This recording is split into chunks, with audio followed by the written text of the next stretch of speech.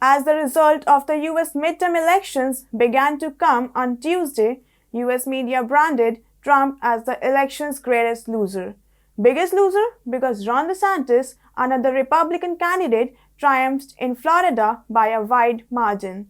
Liberal media is engaged in pitting Ron DeSantis against Trump and showcasing him as the new Republican leader. Well, the effort of liberal media is appreciable, but it will only blow up in its face because a feud between DeSantis and Trump doesn't exist. Hello and welcome to TFIGlobal, the foreign affairs and geopolitical analysis arm of TFI Media Group. I'm your host, Palak. Let's begin. Ron DeSantis, Florida's governor, was re-elected in the midterms with a huge margin. The midterm elections results were extensively covered by Western media. However, as usual, the liberal media gave it its own color. The Atlantic on US midterms headlines its report, Trump lost the midterms, DeSantis won. The subheading continued, if the Florida governor ever intends to wrest control of the GOP from Trump, now is his moment. Guardian headlined its report, Ron DeSantis' landslide victory brings Trump and 2024 into focus. Another report headlined, Trump branded midterms biggest loser as DeSantis win fuels 2024 talk. NPR headlined, DeSantis' sweeping victory in Florida sets up a potential rivalry with Trump. The Economist also said the rise of Ron DeSantimonious. NBC News continued the narrative and claimed, Chuck Todd, bad night for Trump, good night for DeSantis, and many more.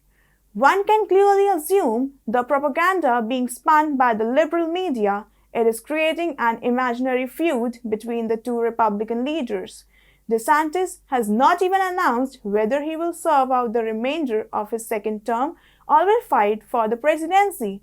But to liberal media, DeSantis is already a messiah who will go against Trump. Even after 2 years of leaving office, former President Donald Trump continues to rule the world of US political news.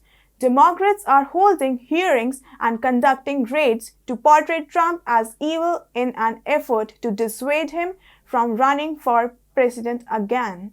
The majority of Americans, approx 55%, now believe that Trump was either not at fault for the riots that overran the Capitol or was only partially to blame. Trump continues to be the front-runner for the Republican candidacy in 2024 and is currently polling at one of his best levels among all Americans. Trump has a 43% favorability rating and a 52% unfavorability rating. This results in a net favorability rating of -9 points, which is a sign of his growing popularity. Republicans generally support Trump with a favorable approval rating of 80% or above. He has a low 50s extremely favorable rating. By this measure, Trump is more beloved by Republicans than Biden is by the Democrats. There is no Republican active in the political arena who is as well liked at this point by the party as Trump. And at this time, when DeSantis is being pitted against Trump by the media, the move is ludicrous. When Democrats are losing ground, the media has resorted to create a feud between the leaders.